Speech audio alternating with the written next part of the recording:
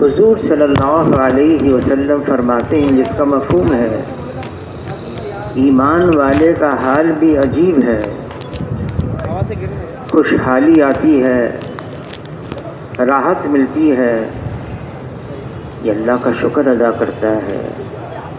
پریشانی آتی ہے، ناگواری آتی ہے، یہ صبر کرتا ہے۔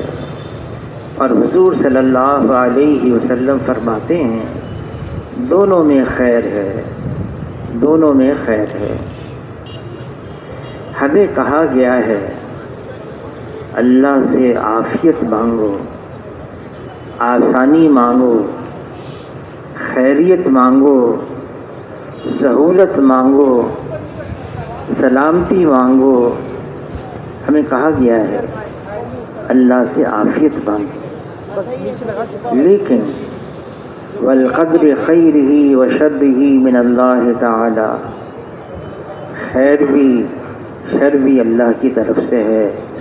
ہم راضی رضا بالقضاء ہیں، جو اللہ نے مقدر میں لکھا ہے۔ آدمی پر کوئی پریشانی آتی ہے، حالات آتے ہیں، نگاہ مخلوق کی طرف جاتی ہے، شاید اس کی طرف سے، شاید اس کی طرف سے، شاید اس وجہ سے، اس وجہ سے۔ حضور صلی اللہ علیہ وسلم نے عبداللہ ابن عباس رضی اللہ تعالیٰ عنہ سے فرمایا سارے جمع ہو جائیں، نفع پہنچانا چاہیں نہیں پہنچا سکتے مگر وہ جو اللہ نے مقدر میں لکھا ہے، اور سارے جمع ہو جائیں نقصان پہنچانا چاہیں نہیں پہنچا سکتے مگر وہ جو اللہ نے مقدر میں لکھا ہے۔ تقدیر کا قلم ہر اس چیز کو لکھ چکا ہے جو ہونا ہے، پھر قلم اٹھا لیے گئے، صحیفے خشک ہو گئے، جو ہونا ہے سو ہو کر رہے گا۔ حالات آتے ہیں، کس پر نہیں آئے؟ سب سے زیادہ حالات انبیاء علیہ الصلوۃ والسلام پر آئے ہیں، سب سے زیادہ حالات۔ اور جو ان کے قریب ہوگا، جو ان کے قریب ہوگا، جو ان کے قریب ہوگا، ان پر بھی حالات آئیں گے۔ ایک صحابی نے عرض کیا اے اللہ کے رسول، مجھے آپ سے بڑی محبت ہے۔ حضور صلی اللہ علیہ وسلم نے فرمایا، جس کا مفہوم ہے سوچ لو، کہ میں نے سوچ لیا مجھے آپ سے بڑی محبت ہے۔ اس پر فرمایا پھر فقر اور فاقے کے لیے تیار ہو جاؤ۔ آدم علیہ السلام بے چینی، اضطراری، اللہ کے سامنے اتنا روئے، اتنا روئے کہ علماء حضرات فرماتے ہیں آدم علیہ السلام کے رونے کے آنسوں کو جمع کیا جائے اور ان کی اولاد کے رونے کے آنسوں کو جمع کیا جائے تو آدم علیہ السلام کے آنسو زیادہ نہیں ہوں گے، لیکن اللہ نے ان کو القاء کیا۔ وہ اللہ سے مانگا وہ دیں۔ ربنا ظلمنا انفسنا وان لم تغفر لنا وترحمنا لنکونن من الخاسرین۔ اللہ نے ان کے اضطراب کو، ان کی بے چینی کو، ان کی پریشانی کو دور فرما دیا۔ ابراہیم علیہ السلام کو آگ میں ڈالا جانے لگا، فرشتے بھی آئے، جبرائیل علیہ السلام تشریف لائے۔ آپ چاہیں اس آگ کو بجھا دیا جائے، ہوا کے فرشتے کے ذریعے سے، پانی کے فرشتے کے ذریعے سے۔ ابراہیم علیہ السلام نے پوچھا کیا اللہ کا کوئی حکم آیا ہے؟ کہ نہیں، ہم تو اللہ سے اجازت لے کر آئے ہیں آپ کے لیے۔ اس پر ابراہیم علیہ السلام نے فرمایا اللہ میرے لیے کافی ہیں، حسبنا اللہ و نعم الوکیل۔ یونس علیہ السلام مچھلی کے پیٹ میں ہیں، رات کی گہرائی اندھیرا،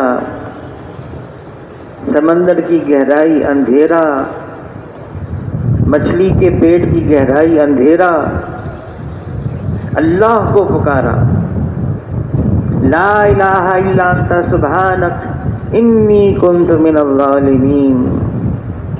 اللہ نے یونس علیہ السلام کو صحیح سالم مچھلی کے پیٹ سے نکال دیا۔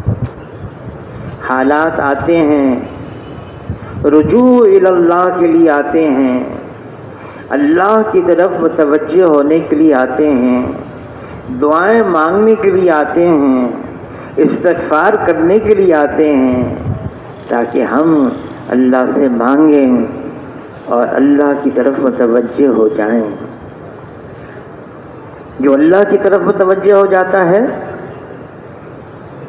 اللہ کے علاوہ کوئی نہیں ہے جو ہماری پریشانی کو دور کرے، وہی ہمارا کارساز ہے، وہی ہمارا حاجت روا ہے، وہی ہمارا مشکل کشا ہے، وہی ہمارا پالن ہار ہے۔ حالات آتے ہیں اللہ کی طرف متوجہ ہونے کے لیے۔ عیسیٰ علیہ السلام کمرے میں بند ہیں، سولی پر چڑھانا ہے ان کو، دشمن تیار ہیں۔ عیسیٰ علیہ السلام اللہ کی طرف متوجہ ہوئے، اللہ نے اس بند کمرے کے اندر آسمانوں پر ان کو عافیت خیریت سہولت کے ساتھ اٹھا لیا۔ حضور صلی اللہ علیہ وسلم اپنے ساتھیوں کے ساتھ ہیں، سفر میں ہیں، دستانے کے لیے، آرام کرنے کے لیے حضور کے لیے ایک درخت، اس کی نیچے جگہ بنائی اور باقی صحابہ سائے کی جگہ تلاش کر کے ان پہ لیٹ گئے۔ حضور صلی اللہ علیہ وسلم نے اپنی تلوار اتاری، درخت کی ٹہنی سے باندھ دی، آرام کر رہے ہیں۔ دشمن آ گیا، حضور کی تلوار اتاری، جناب رسول اللہ صلی اللہ علیہ وسلم کو نیند سے بیدار کیا اور کہنے لگا اے محمد صلی اللہ علیہ وسلم، آپ کو مجھ سے کون بچائے گا؟ حضور صلی اللہ علیہ وسلم نیند سے بیدار ہوئے، دیکھا دشمن سامنے کھڑا ہے اور حضور کی ہی تلوار ہاتھ میں لے کر کہہ رہا ہے کون بچائے گا؟ حضور صلی اللہ علیہ وسلم نے صرف اتنا فرمایا اللہ، اور حضور صلی اللہ علیہ وسلم کا کہنا تھا ایسی کپ کپی اس پر آئی، اس کے ہاتھ سے تلوار گری اور حضور کی اپنی تلوار تھی۔ حضور صلی اللہ علیہ وسلم نے اپنی تلوار اٹھائی اور فرمایا یہ بتاؤ اب تم کو مجھ سے کون بچائے گا؟ کہنے لگا آپ کریم ہیں اور ابن کریم ہیں اور ابن کریم ہیں، اور حضور صلی اللہ علیہ وسلم نے اس کو چھوڑ دیا۔ عائشہ رضی اللہ تعالیٰ عنہ نے عرض کیا اے اللہ کے رسول، آپ پر اتنے حالات آئے، میں سمجھتی ہوں آپ کی زندگی کا سب سے مشکل وقت وہ تھا جب آپ غزوہ احد سے واپس لوٹ کر آ رہے تھے، آپ کے 70 صحابہ شہید ہوئے، آپ کا چہیتا چچا حمزہ رضی اللہ تعالیٰ عنہ شہید ہوئے، آپ کے صحابہ زخمی ہوئے، آپ خود زخمی ہو گئے، آپ کا دندان مبارک شہید، آپ کا چہرہ مبارک خون سے لہو اور آپ جب مدینہ منورہ میں داخل ہوئے تقریباً ہر گھر سے رونے کی آواز آ رہی تھی۔ میں سمجھتی ہوں آپ کی زندگی کا سب سے مشکل وقت یہ تھا۔ حضور صلی اللہ علیہ وسلم فرمانے لگے، نہیں عائشہ،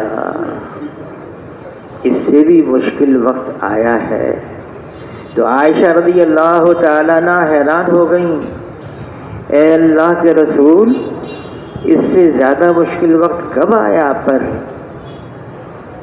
فرمانے لگے، جس کا مفہوم ہے جب عامۃ الحزن، وہ غم کا سال تھا جو میرے لیے ڈھال بنے ہوئے تھے، میرے چچا ابو طالب انتقال ہو گیا، جو میرے گھر کے اندر ایک بہت بڑا سہارا تھی خدیجہ رضی اللہ تعالیٰ عنہ، ان کا بھی انتقال ہو گیا۔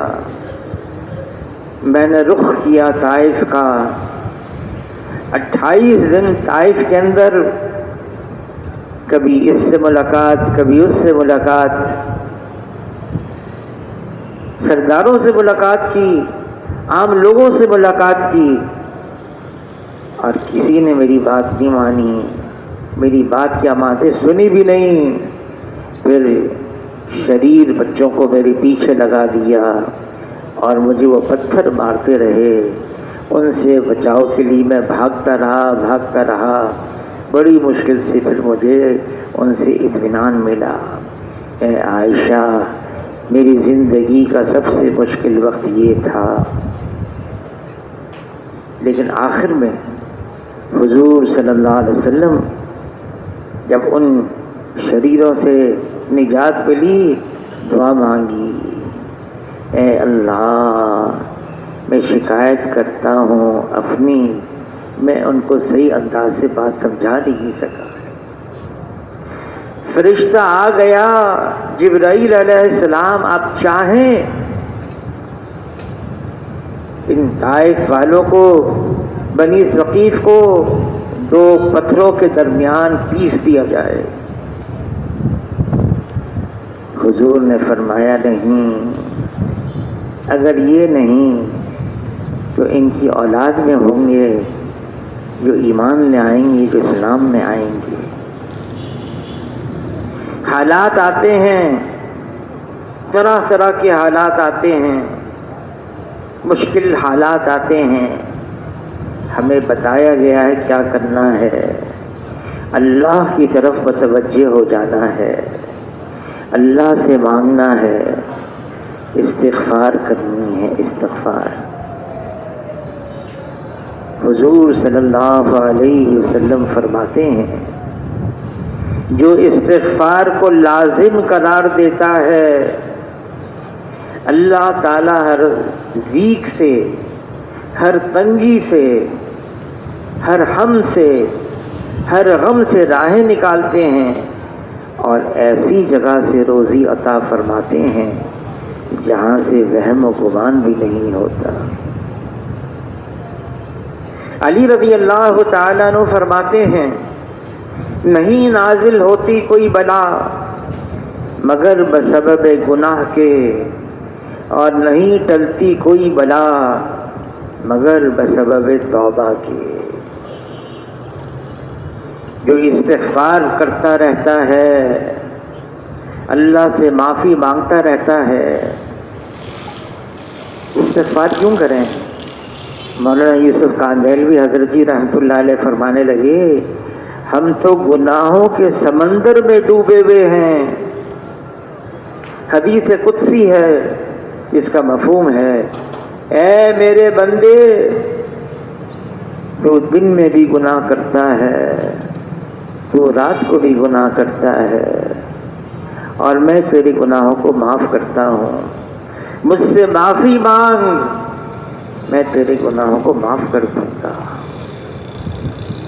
یہ جتنا فساد ہے، اللہ تعالیٰ کلام پاک میں فرماتے ہیں، ظہر الفساد فی البر والبحر بما کسبت ایدی الناس۔ یہ جتنا فساد خشکی اور تری میں ہے، اللہ فرماتے ہیں انسانوں، یہ سب تمہارے اپنے ہاتھوں کی کمائی ہے. گناہوں کے مضر اثرات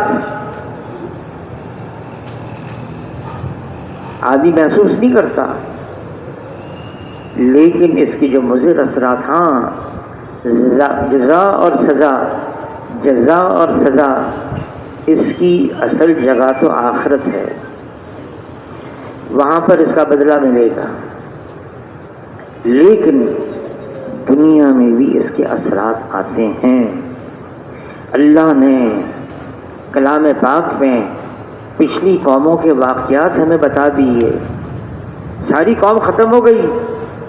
قوم عاد اللہ کی نافرمانی کی، ایسی تیز ہوا، سرکش ہوا اللہ نے بھیجی کہ پوری قوم، اس کا ایک ایک فرد اللہ نے اس ہوا کے ذریعے سے پٹخ پٹخ کر ان کے بھیجے باہر نکال دیے.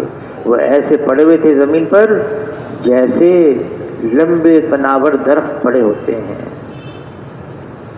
پھر قوم سمود، ایسی فرشتے کی چیخ آئی، انہوں نے کہا ہم تو پہاڑوں کے اندر، پہاڑوں کو تراش کر مکان بنائے، ابھی بھی نشانیاں ہیں، ہم تک کون پہنچے گا؟ چیخ آئی اور اندر اپنے مکانوں کے اندر ان کی روح قبض ہو گئی اور مر گئے. قوم لوط،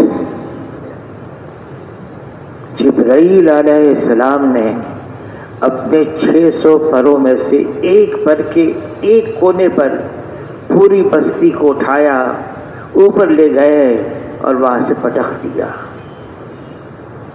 یہ تو حضور صلی اللہ علیہ وسلم کی دعا ہے. خباب رضی اللہ تعالیٰ فرماتے ہیں مدینہ منورہ میں وہ جگہ ہے اور وہاں ایک مسجد بنی ہے، مسجد اجابہ. تو صحابی فرماتے ہیں کہ حضور صلی اللہ علیہ وسلم نے اس جگہ بہت لمبی نماز پڑھی اور پھر فرمایا یہ ڈر اور خوف کی نماز تھی. اس نماز کے بعد میں نے 3 دعائیں مانگی، 2 قبول ہو گئیں، ایک کو انکار کر دیا. جو قبول ہو گئی، اے اللہ کوئی ایسا قحط میری امت پر نازل نہ ہو، میری ساری امت ہلاک ہو جائے، قبول ہو گئی. کوئی ایسا ظالم بادشاہ میری امت پر مسلط نہ ہو جائے، میری ساری امت ہلاک ہو جائے، قبول ہو گئی. اور تیسری دعا مانگی ان کا آپس میں لڑائی جھگڑے نہ ہو، یہ قبول نہیں ہوئی. اب کیا مطلب ہے اس کا؟ اس کا مطلب یہ ہے احتیاط سے چلتے رہیں، احتیاط سے چلتے رہیں، آپس کی لڑائی جھگڑے نہ ہوں. اللہ تعالیٰ کلام پاک میں فرماتے ہیں لڑنا نہیں، جھگڑنا نہیں، ورنہ کم ہمت ہو جاؤ گے، تمہاری ہوا اکھڑ جائے گی. ہماری قوت اور طاقت کو اللہ نے جو اسباب بنائے ہیں وہ اکٹھا رہنے میں بنائے ہیں، مل کر رہنے میں بنائے ہیں. تو اللہ کی طرف سے حالات آتے ہیں، مشکل حالات بھی آتے ہیں، اچھے حالات بھی آتے ہیں. ہر حال میں ہمیں اللہ کی طرف توجہ ہونا ہے اور اللہ سے مانگنا ہے. جو اللہ سے مانگتا ہے اللہ اس کے مانگنے پر اس کو عطا بھی فرماتے ہیں. خود اللہ نے فرمایا مجھ سے مانگو میں تم کو دوں گا. کیا مانگنا ہے؟ فرمایا گھر میں نمک کی ڈلی نہیں، یہ بھی اللہ سے مانگو. جوتے کا تسمہ ٹوٹ جائے، یہ بھی اللہ سے مانگو. چھوٹی سی چھوٹی چیز اس کو بھی اللہ سے مانگو، اور بڑی سے بڑی چیز جنت الفردوس یہ بھی اللہ سے مانگو. مانگنا اللہ سے ہے. اللہ کے علاوہ کوئی نہیں جو ہمیں دے سکتا ہے۔ ہاں جب حالات آتے ہیں، انسان ہے، کبھی ادھر جاتا ہے کبھی ادھر جاتا ہے۔ حضور صلی اللہ علیہ وسلم کے زمانے میں ذرا آندھی تیز چلتی، حضور صلی اللہ علیہ وسلم مسجد میں آ جاتے، نماز پڑھتے، اللہ کی طرف متوجہ ہو جاتے۔ سورج گرہن ہوتا، چاند گرہن ہوتا، حضور مسجد میں آتے اور اللہ کی طرف متوجہ ہو جاتے۔ آج اللہ کے ساتھ جو ہمارا تعلق ہونا ہے وہ نہیں ہے۔ اس نے ہمیں بنایا ہے ساری مخلوق کو، اور پھر حضور فرماتے ہیں الخلق عیال اللہ، یہ ساری مخلوق اللہ کا کنبہ ہے۔ ساری مخلوق میں انسان ہیں، انسان کے اندر مسلمان بھی ہیں، غیر مسلم بھی ہیں، جانور بھی ہیں، پرندے بھی ہیں، درندے بھی ہیں، حیوانات بھی ہیں، جمادات بھی ہیں، سارے ہیں۔ یہ ساری مخلوق جس کو اللہ نے بنایا ہے یہ اللہ کا کنبہ ہے، اور فرمایا جو اللہ کی مخلوق کے ساتھ اچھا معاملہ کرے اللہ کو وہ بہت محبوب ہے، اللہ کو وہ بہت محبوب ہے۔ ایک فاحشہ عورت نے پیاسے کتے کو پانی پلا دیا، ایک پیاسے کتے کو پانی پلا دیا، اللہ نے اس کی مغفرت فرما دی۔ کتے کو پانی پلایا، مغفرت ہو گئی۔ پھر انسان کوئی اس کے ساتھ بھلائی کرے، خیر خواہی کرے، یہ اللہ کو کتنا پسند ہے۔ اگر راستے سے کوئی کانٹا بھی ہٹا دیا، فرمایا یہ بھی نیکی ہے، صدقہ ہے، لوگوں کو تکلیف نہ پہنچے۔ حضور صلی اللہ علیہ وسلم نے ایسا معاشرہ قائم کیا تھا، اس معاشرے کا ہر فرد دوسرے کے لیے خیر خواہی میں زندگی گزار رہا تھا۔ اپنے لیے تو سب جیتے ہیں، اوروں کے لیے جینا یہ حضور صلی اللہ علیہ وسلم نے بتایا ہے۔ جو زمین والوں پر رحم کھاتا ہے آسمان والا اس پر رحم کھاتا ہے۔ کسی نے کسی پر صرف رحم کھا لیا، حدیث پاک کا مفہوم ہے جب تک کوئی کسی کے کام میں لگا رہتا ہے، اس کی ضرورت پورا کرنے میں، اللہ تعالیٰ اس کے کام میں لگے رہتے ہیں۔ کوئی کسی کی دنیا میں مشکل کو آسان کرتا ہے، اللہ تعالیٰ حشر کے میدان میں اس کی کوئی نہ کوئی مشکل ضرور دور فرمائیں گے۔ ہمیں تو بنایا اسی لیے ہے، ہمیں تو پیدا اسی لیے کیا ہے، اوروں کی بھلائی، اور پھر خاص طور سے یہ امت، کنتم خیر امت اخرجت للناس، یہ امت تو بھیجی گئی ہے نفع رسانی کے لیے، لوگوں کو فائدہ پہنچانے کے لیے۔ ہمیں تعلیم ایسی دی گئی ہے، فائدہ پہنچاؤ، نقصان نہیں، اور اگر کسی کی طرف سے نقصان پہنچے تو حضور صلی اللہ علیہ وسلم علی رضی اللہ تعالیٰ عنہ سے فرماتے ہیں، اے علی تمہیں اولین و آخرین کے بہترین اخلاق بتاؤں؟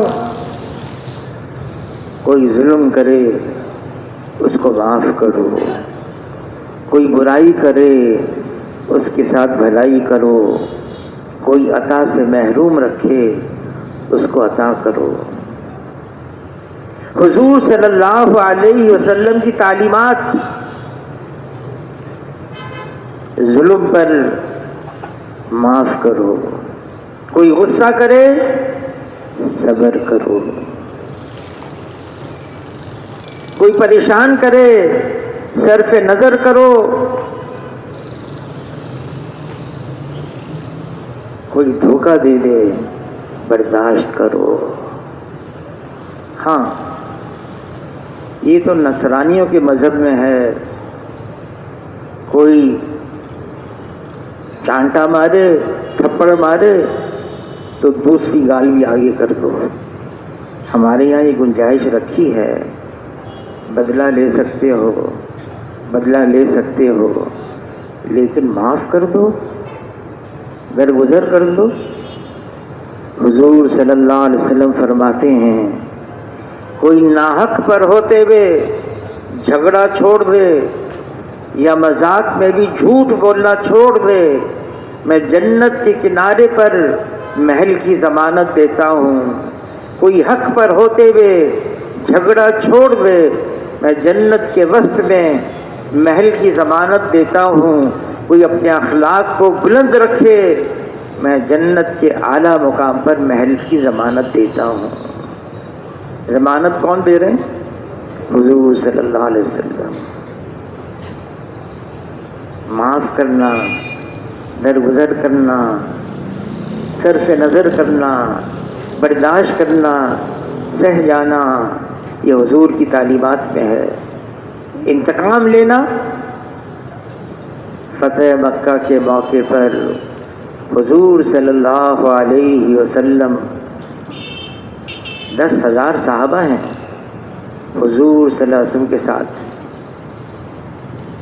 اور فتح مکہ تو فتح عالم تھا، لیکن کس انداز سے حضور داخل ہو رہے ہیں، اپنی اونٹنی پر قصبہ پر ہیں، سر جھکا ہوا ہے، اور حضور کی گردن مبارک اونٹنی کی گردن سے لگی ہوئی ہے، اور حضور صلی اللہ علیہ وسلم فرما رہے ہیں لا الہ الا اللہ وحدہ انجز وعدہ ونصر عبدہ وہزم الاحزاب وحدہ۔ ایک اکیلے اللہ نے کیا ہے، اپنا وعدہ پورا کر لیا اور اپنے بندے کی مدد کی۔ یہ نہیں فرمایا اپنے نبی کی، اپنے رسول کی مدد کی، بلکہ فرمایا وَنَصْرَ عَبْدًا، اپنے بندے کی مدد کی۔ کسی نے خبر دی اے اللہ کے رسول، چھتے بنائے ہوئے تھے، ہر ایک کے ہاتھ میں جھنڈا، کہ ایک جس کے ہاتھ میں جھنڈا، اس نے یوں کہہ دیا اليوم اليوم الملحمہ، آج تو تکہ بوٹی کرنے کا دن ہے، بدلہ لینے کا دن ہے۔ حضور صلی اللہ علیہ وسلم نے ان کو بلایا، جھنڈا ہاتھ سے لے کر ان کے بیٹے کو دے دیا اور فرمایا نہیں، اليوم اليوم المرحمہ، آج تو رحم کرنے کا دن ہے۔ صفا پہاڑی پر چڑھے جناب رسول اللہ صلی اللہ علیہ وسلم، سامنے وہ لوگ ہیں جنہوں نے حضور کے راستے میں کانٹے بچھائے، وہ لوگ ہیں جنہوں نے حضور پر اونٹ کی اوجڑی ڈالی، وہ لوگ ہیں جنہوں نے صحابہ کو شہید کیا، وہ لوگ ہیں جنہوں نے بلال رضی اللہ تعالیٰ کو گرم ریت پر لٹا کر گلے میں رسی ڈال کے کھینچا، وہ لوگ سامنے ہیں جنہوں نے خباب رضی اللہ تعالیٰ کو انگارے پر لٹایا، وہ لوگ ہیں جنہوں نے ظلم کی انتہا کی، لیکن حضور صلی اللہ علیہ وسلم پورا اب قابو ہے، اور 10,000 ان کے صحابہ ہیں۔ حضور تو یہ فرما رہے ہیں میں آج وہ کہوں گا جو یوسف علیہ السلام نے اپنے بھائیوں سے کہا لا تثریب علیکم اليوم، آج میں کسی کو یاد بھی نہیں دلاؤں گا تم نے ایسا کیا میرے ساتھ، یاد بھی نہیں دلاؤں گا۔ سب کو معاف، عام معافی۔ وہ کون ہے جو کوئی برائی کرے تو اس کو معاف کر دے؟ وہ کون ہے؟ اللہ تعالیٰ قرآن میں فرماتے ہیں لمن صبر وغفر ان ذلک لمن عزم الامور، آدمی صبر بھی کرے، درگزر بھی کرے. اللہ تعالیٰ فرماتے ہیں بڑی ہمت کی باتیں ہیں، بولنا بہت آسان، اس کے لیے بڑا ظرف چاہیے، دل گردہ چاہیے. اور کسی نے کہا جو اعلیٰ ظرف کے ہوتے ہیں ہمیشہ جھک کر ملتے ہیں، یہ سرائی سر نگو ہو کر بھرا کرتی ہے پیمانہ. سرائی کو نیچے جھکاؤ تب جا کے گلاس پانی کا بھرے گا. جھکنا ہے. حاجی امداد اللہ مہاجر مکی رحمۃ اللہ علیہ فرماتے اتفاق کی بنیاد، اکٹھا رہنے کی بنیاد عاجزی، انکساری، تواضع. عاجزی، انکساری، تواضع کس میں ہوگی؟ جتنی اللہ کی معرفت کھلتی چلی جائے. بڑائی صرف اللہ کے لیے ہے، بڑائی اللہ کی صفت ہے، بڑائی اللہ کا حق ہے، بڑائی اللہ کی چادر ہے. اللہ اکبر. اور یہ بھی آیا جس کا مفہوم ہے اس میں اللہ کے ساتھ مقابلہ مت کرو ورنہ اللہ تعالیٰ پاش پاش کر دیں گے. افتراق کی بنیاد، توڑ کی بنیاد بڑائی، تکبر، میں بھی کچھ ہوں. حضور صلی اللہ علیہ وسلم فرماتے ہیں جس کا مفہوم ہے اگر رائے کے دانے کے برابر بھی بڑائی آ گئی، تکبر آ گیا، کبر آ گیا، رائے کے دانے کے برابر بھی اگر کبر آ گیا، جنت دور، جنت کی خوشبو بھی نہیں سونگے گا. اللہ ہم سب کی حفاظت فرمائے. حضور صلی اللہ علیہ وسلم نے امت کی تعلیم کے لیے ایک دعا مانگی. دعاؤں میں دعا ہے اللہم اجعلنی فی عینی صغیرا وفی اعین الناس کبیرا. اے اللہ مجھے اپنی نگاہ میں چھوٹا بنا دے، بے شک اوروں کی نگاہ میں اونچا کر دے. چھوٹا بن کر چلنا. جتنی اللہ کی معرفت کھلتی چلی جائے گی آدمی یہ محسوس کرے گا وہ تو اللہ ہے جس نے مجھے مٹی سے بنایا ہے اور پھر آخر میں مٹی میں ہی ملا دے گا. میری کیا حیثیت ہے، میں کچھ بھی نہیں.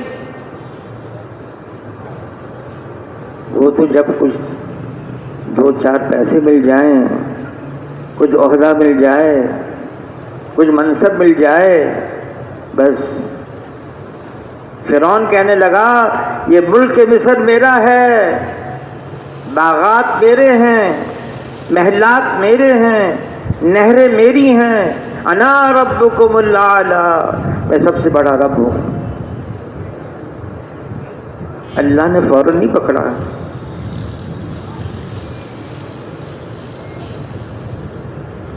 موسیٰ علیہ السلام ہارون علیہ السلام کو بھیجا، سمجھاتے رہے، مان کے نہ دیا. آخر پانی میں ڈبکیاں لگوائیں، ڈبکیاں، ہوش ٹھکانے آ گئے. پھر کہنے لگا ہاں اب میں ایمان لے آیا موسیٰ اور ہارون کے رب پر. لیکن اب کیا فائدہ، پانی تو سر کے اوپر سے گزر چکا. بڑائی صرف اللہ کے لیے ہے. عاجزی، انکساری، تواضع. اور جب آدمی کے اندر یہ چیزیں گم ہو جاتی ہیں، ضائع ہو جاتی ہیں. اللہ نے انسان کے اندر رکھا ہے عاجزی، انکساری، تواضع انسان کے، ہر انسان میں. لیکن جب دنیا کی طرف جانے لگتا ہے، حضور صلی اللہ علیہ وسلم فرماتے ہیں جس کا مفہوم ہے دو خصلتیں ایسی ہیں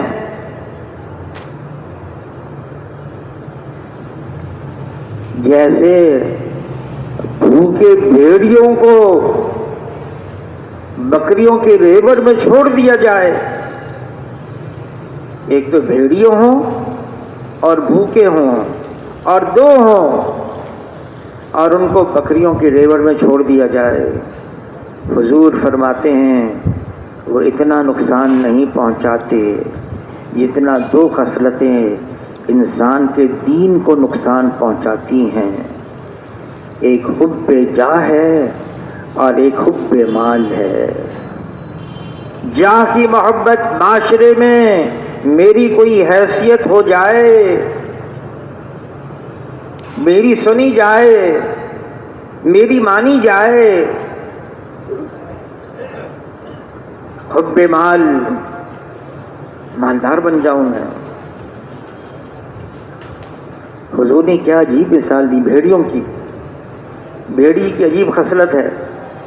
شیر جنگل کا بادشاہ، شیر کو اگر بھوک ہوتی ہے نا تو شکار کرتا ہے، پیٹ بھر جاتا ہے، کوئی سائے کی جگہ تلاش کرتا ہے اور پھر آرام کرتا ہے، اس میں سوتا رہتا ہے، پیٹ بھر گیا اس کا. بھیڑیا ایسا نہیں ہے. بھیڑیا کے سامنے شکار آئے اس پر حملہ کرتا ہے، اس کی جان لیتا ہے.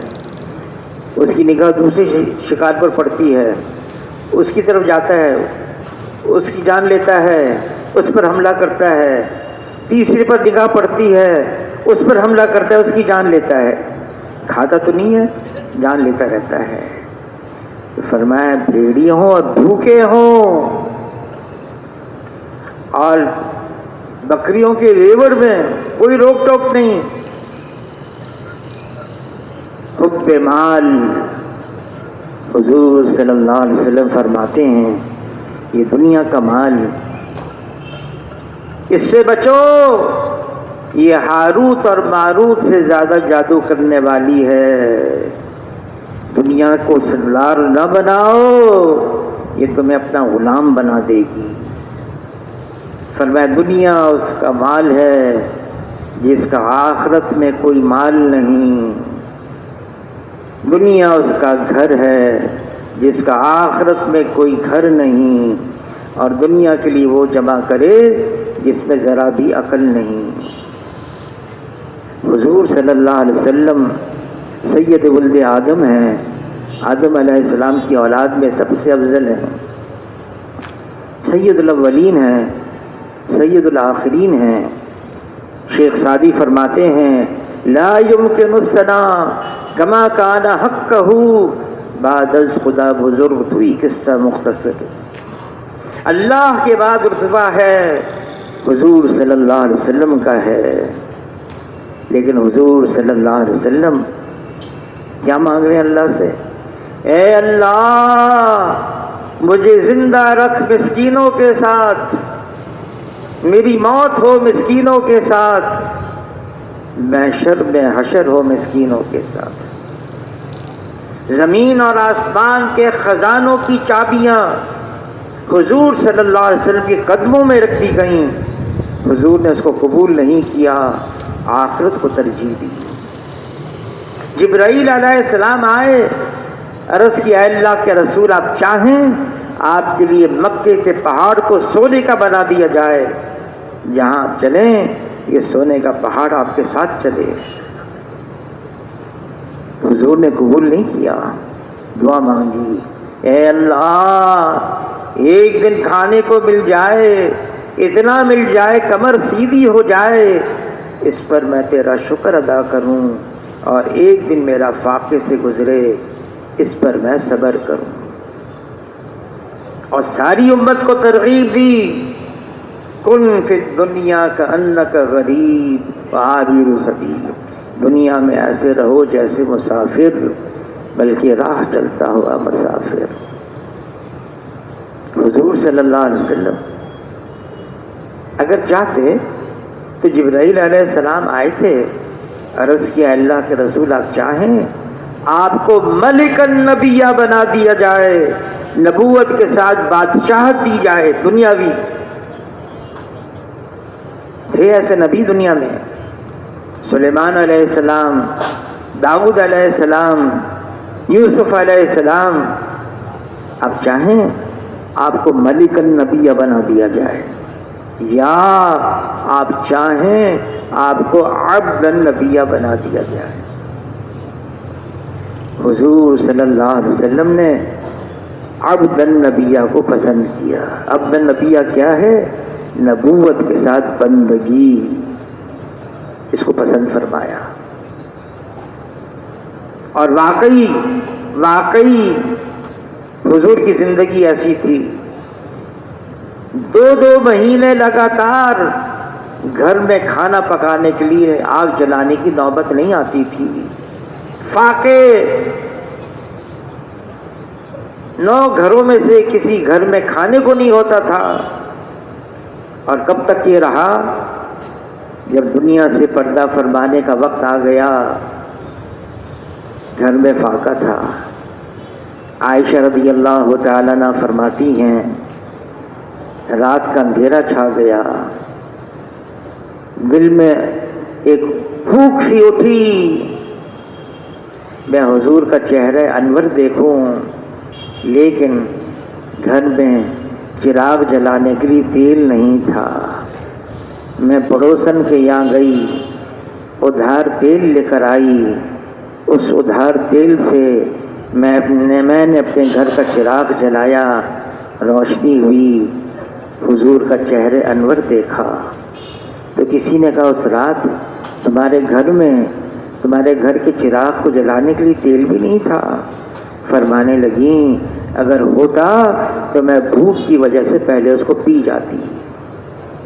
یعنی حضور دنیا سے پردہ فرما رہے ہیں اور گھر میں فاقہ ہے۔ اختیاری حضور صلی اللہ علیہ وسلم فرماتے ہیں، جس کا مفہوم ہے یہ دنیا کی محبت ہر خطا کی جڑ ہے، یہ دنیا کی محبت ہر خطا کی جڑ ہے۔ بعض صحابہ تھے مالدار تھے، عثمان غنی رضی اللہ تعالیٰ عنہ مالدار تھے، سخی بھی تھے، فیاض بھی تھے۔ عبد الرحمن بن عوف رضی اللہ تعالیٰ عنہ مالدار تھے، سخی بھی تھے، فیاض بھی تھے، ایسے گزرے صحابہ۔ لیکن صحابہ کی اکثریت، پوری صف صحابہ کی پوری صف بھوک کی وجہ سے گر جاتی۔ حضور صلی اللہ علیہ وسلم نماز پڑھ کر جماعت کے ساتھ نماز ہوئی، صحابہ کی طرف متوجہ ہوئے۔ ایک صحابی نے دیکھ لیا حضور کے چہرے کے اثرات، گئے رات کو آئے، مٹھی بھر کھجوریں لے کر آئے۔ اے اللہ کے رسول، آج سارا دن میں نے محنت کی ہے، یہ مٹھی بھر کھجوریں میں نے اجرت میں کمائی ہے اور میں نے آپ کے لیے پیش کر رہا ہوں، آپ کے لیے۔ کیوں؟ اے اللہ کے رسول، فجر کی نماز کے بعد میں نے جب آپ کے چہرے کو دیکھا، سمجھ گیا آپ کے چہرے پر فاقہ ہے، میں محنت کی، یہ کھجوریں آپ کے لیے لے کر آئی۔ حضور نے فرمایا تم کو مجھ سے محبت ہے؟ میں نے کہا ہاں مجھے آپ سے بڑی محبت ہے۔ فرمایا پھر مصائب کے لیے تیار ہو جاؤ۔ عجیب بات فرما دی، مصائب کے لیے۔ ایک بزرگ گزرے ہیں مولانا اسلم صاحب، ملتان میں ہوتے تھے، تو رائے کا اس وقت اجتماع سالانہ مرکز میں ہی ہوتا تھا، مرکز بھی چھوٹا تھا۔ بیان فرما رہے تھے، بیان فرمانے لگے دیکھو اللہ سے تو ہمیشہ عافیت مانگنی ہے، سہولت مانگنی ہے، خیریت مانگنی ہے، سلامتی مانگنی، اللہ سے ہمیشہ یہ مانگنی، لیکن فرمایا لیکن ایمان کے ساتھ مشکلات بھی آتی ہیں۔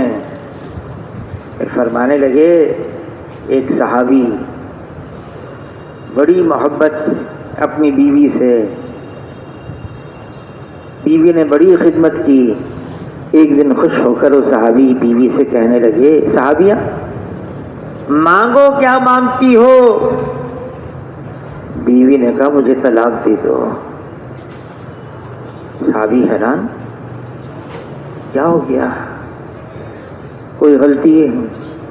میں نے کوئی تکلیف پہنچائی؟ کہا نہیں. تو صحابی نے کہا ٹھہر جاؤ، میں نے خود کہا تم سے مانگو کیا مانگتی ہو. ایسا کرتے ہیں حضور کی خدمت میں جاتے ہیں اور حضور کے سامنے یہ سارا مسئلہ رکھتے ہیں. حضور کے پاس جانے لگے اپنے گھر سے، میاں بیوی ہیں، صحابی ہیں، صحابیاں ہیں. راستے میں ٹھوکر لگی، صحابی کو گرے، سر پہ چوٹ لگی، خون نکلنے لگا. بیوی نے کہا واپس چلو. کہا نہیں پہلے یہ مسئلہ حل ہو جائے. کوئی بات نہیں، تھوڑا سا خون نکلا ہے. کہا نہیں چلو واپس گھر چلو. صحابی نے کہا بھائی مسئلہ تو حل ہو جائے، یہ حضور کی خدمت میں جس کے لیے جا رہے تھے. کہا ہو گیا. کہا کیا ہوا، کیسے حل ہو گیا؟ کہا جب سے میں تمہاری نکاح میں آئی ہوں، میں نے تمہارے سر میں درد کو بھی محسوس نہیں کیا ہوتے ہوئے. مجھے خدشہ ہوا، مجھے ڈر ہوا کہیں تم منافق تو نہیں ہو، لیکن اللہ نے حضور کے پاس پہنچنے سے پہلے دکھا دیا مجھے، نہیں یہ مسلمان ہے، یہ ایمان والا ہے. ٹھوکر لگی، سر پہ چوٹ آ گئی، خون بھی نکل گیا. مانگنا تو اللہ سے ہمیشہ عافیت ہے، ایمان کا یہ حصہ ہے. اللہ تعالیٰ کلام پاک میں فرماتے ہیں ہم نے تو پچھلی قوموں کو بھی آزمایا ہے، ہم تمہیں بھی آزمائیں گے. ہمیں پتہ تو چلے لا الہ الا اللہ میں کون سچا ہے اور لا الہ الا اللہ میں کون سچا نہیں ہے. مولانا جلال الدین رومی رحمۃ اللہ علیہ نے اپنے مثنوی میں لکھا ہے لیلا مجنوں کے قصے. روز لیلا کے گھر سے کھانا جاتا، لیلا لیلا کرنے والے بہت سارے جمع ہو گئے. باندی کہنے لگی اتنے جمع ہو گئے، اصل کون ہے پتہ ہی نہیں چل رہا. لیلا نے کہا کوئی مشکل نہیں، آج تشتری خالی جائے گی، ایک چھری ہوگی اس پر، تم جا کے اعلان کرنا آج لیلا کی طرف سے کوئی کھانا نہیں، بلکہ لیلا کی طرف سے یہ فرمائش ہے مجنوں اپنے چہرے کا گوشت نکال کے دے دے. باندھی، خالی تشتری، چھری، سارے جمع، اعلان کیا آج کوئی کھانا نہیں. لیلا نے تو مجنوں کے چہرے کا گوشت مانگا ہے. سب بھاگ گئے، ایک رہ گیا. اس نے تشتری اٹھائی، چھری لی، پیشانی سے کچھ گوشت، کچھ گال سے گوشت، کچھ ناک سے گوشت، چہرہ خون خون کر دیا. باندی واپس آئی اور لیلا کو سارا قصہ سنایا. لیلا نے کہا یہ کون سی مشکل بات ہے معلوم کرنا. ہاں مانگنا اللہ سے عافیت چاہیے، لیکن آزمائشیں آئیں گی. جتنی آزمائشیں اس امت کے لیے اللہ نے رکھی ہیں، اتنی آزمائشیں کبھی کسی پچھلی امتوں کے لیے نہیں رکھی. وہ آزمائشیں جانوں پر آئی، مال پر آئی، ایمان پر آزمائشیں آنا باقی ہے. جیسے فتنہ دجال ہے، فتنہ یاجوج اور ماجوج ہے، فتنہ دابۃ الارض ہے، یہ سارا اس امت کے لیے ہے. اور جیسے اللہ نے پچھلی فتنوں سے، پچھلی آزمائشوں سے اس امت کو عافیت کے ساتھ نکالا ہے، آئندہ بھی اللہ تعالیٰ اس امت کو آنے والے آزمائشوں سے نکالتے چلے جائیں گے انشاءاللہ. بس اللہ کی طرف متوجہ ہونا ہے، اللہ سے مانگنا ہے، گناہوں کو چھوڑنا ہے. دیکھو ایک صحابی ہیں، اپنے لشکر کو دریائے دجلہ سے پار کرنا ہے.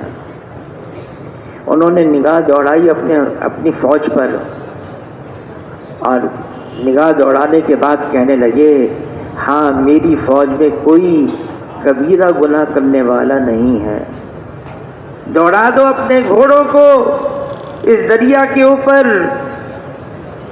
پوری فوج اس دریا پر ایسے چلنے لگی جیسے زمین پر چلتی ہے، گھوڑوں کے سم بھی بھیگے نہیں ہوئے۔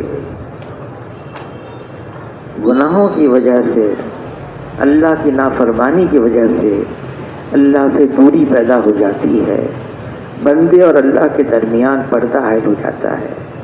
عبداللہ ابن عباس رضی اللہ تعالیٰ عنہ فرماتے ہیں گناہ کرنے کا فوری اثر یہ ہوتا ہے چہرے کی رونق ختم، دل میں ظلمت، بدن میں کمزوری، لوگوں کے دلوں سے اس کی محبت ختم ہو جاتی ہے۔ یہ عبداللہ ابن عباس رضی اللہ تعالیٰ فرماتے ہیں۔ سزا جزا آخرت میں، لیکن دنیا میں اس کے فوری اثرات یہ پڑتے ہیں۔ امام شافعی رحمۃ اللہ علیہ نے اپنے استاد وکی سے شکایت کی، شکوت الی وکی سوء حفظی، میرا حافظہ کمزور ہو گیا ہے۔ کیا جواب دیا؟ فَأَوْصَانِي إِلَىٰ تَرْكِ الْمَعَاصِي، گناہ کرنا چھوڑ دو، کہ علم یہ اللہ کے نور میں سے ہے اور اللہ کا نور کسی کو گنہگار کو نہیں ملتا ہے۔ آدمی گناہ کرے اور کام بھی چلتا رہے، ایسا نہیں ہے۔ ہمارے بھائی امین صاحب رحمۃ اللہ علیہ فرماتے تھے کچھ خود کی کچھ خدا کی۔ وہ تو اللہ تعالیٰ ہم سے فرماتے ہیں اے ایمان والو پورے کے پورے اسلام میں داخل ہو جاؤ، آدھا تیتر آدھا بٹیر نہیں چلے گا، پورے کے پورے اسلام میں داخل ہو جاؤ، سر کے بالوں سے لے کر پاؤں کے ناخن تک مکمل طور سے اللہ کی مدد آ جائے گی۔ بدر کے اندر اللہ نے امت کو یہی پیغام دیا، تم اللہ کے ہو پھر اللہ بھی تمہارے ہیں۔ وہ بڑا قدردان ہے، اللہ تعالیٰ بڑے قدردان ہیں، جو صرف اللہ کا نام لیتا ہے کبھی محروم نہیں رہتا، کبھی محروم نہیں رہتا۔ کوئی اللہ کا نام لیتا ہے مجمع میں، اللہ فرشتوں کے مجمع میں اس کا نام لیتے ہیں، کوئی چپ کے اللہ کا نام لیتا ہے پھر اللہ بھی چپ کے اس کا نام لیتے ہیں۔ جو اللہ کا ہے پھر اللہ اس کے ہیں، اور اللہ تعالی خالق کائنات ہیں، اللہ تعالی ساری کائنات کے مالک ہیں، رازق ہیں۔ ایک پتا بھی اللہ کے حکم کے بغیر ہل نہیں سکتا ہے۔ اللہ کی قوت، اللہ کی طاقت، اللہ کی قدرت اتنی زبردست ہے، کوئی اللہ کو عاجز کر نہیں سکتا، نہ زمین پر نہ آسمان پر۔ جس نے اللہ کو اپنے ساتھ لے لیا پھر اس کو کس بات کا غم ہے؟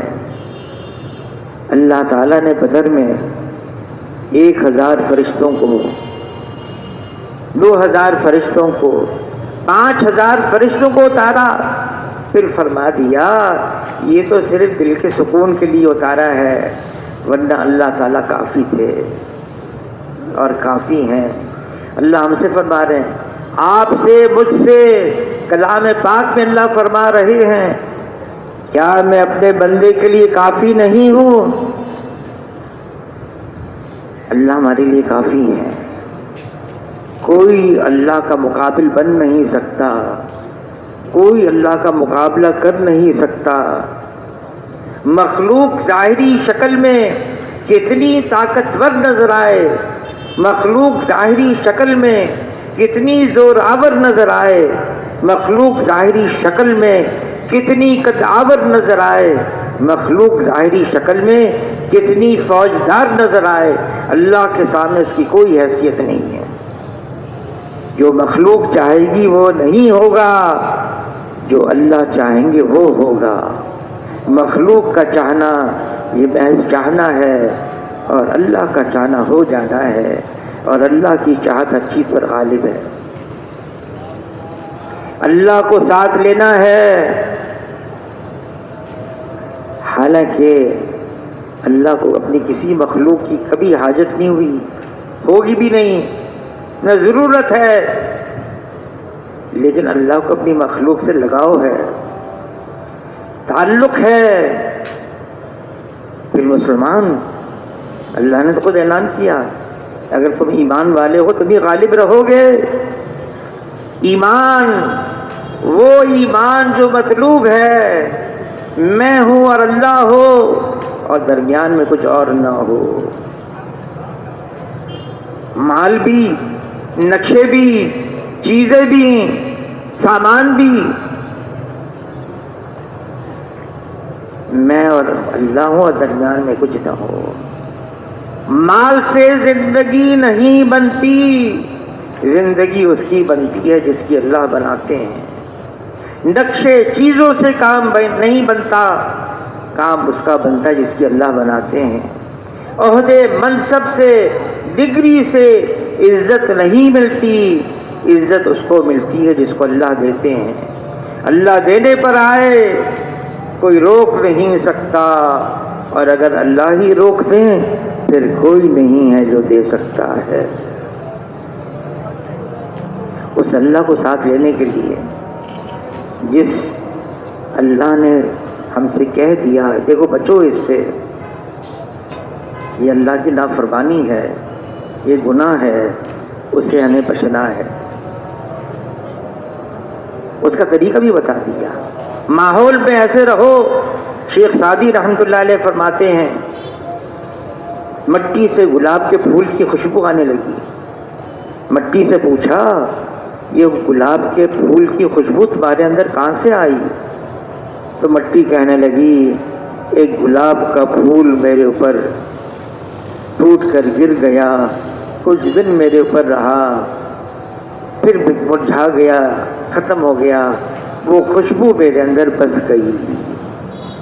جس ماحول میں رہے گا آدمی، جن کے ساتھ اٹھنا بیٹھنا ہوگا، اس کے اثرات اس پر آ جائیں گے۔ تبلیغ کے اندر کیا ہے؟ ماحول ہے، ماحول میں رہو۔ اگر عطار کے پاس بیٹھیں گے نہیں خریدیں گے، خوشبو تو آئے گی۔ لوہار کے پاس بیٹھیں گے، اگر کچھ خریدا نہیں، ہو سکتا ہے چنگاری اڑ کر اور کپڑوں کو لگ جائے۔ حضور صلی اللہ علیہ وسلم فرماتے اس کا مفہوم ہے، انسان اپنے دوست کے دین پر ہوتا ہے۔